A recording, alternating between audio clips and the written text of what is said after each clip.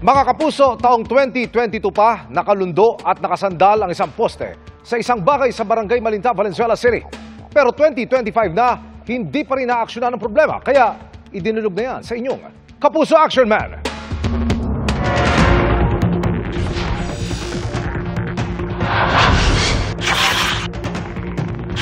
Sa pamamagitan ng video at litratong ipinadala ng ating kapusong si Mang Isidro, isinumbong niya sa inyong Kapuso Action Man ang sinapit nila dito po sa Barangay Malinta, Valenzuela.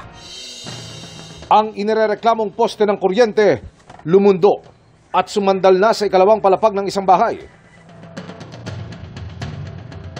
Narito po tayo ngayon para inspeksyonin at personal kong makita ang kanilang sitwasyon. Taong 2022 pa raw, problema sa lugar ang poste. Nakakatakot baka magkaroon ng ground. Kasi naabot ng mga bata. Diyan nakatukod dyan.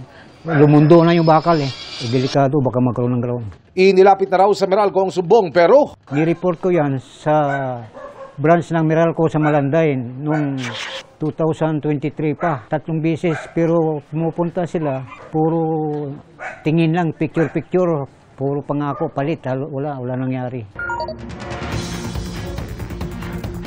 Dumulog ang inyong Kapuso Action Man sa Meralco.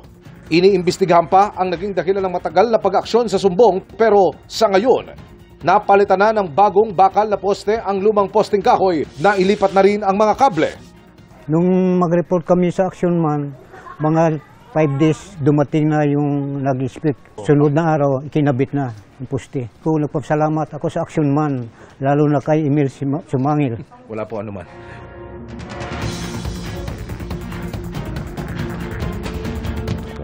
Mission accomplished tayo, mga kapuso, para po sa inyong mga sumbong.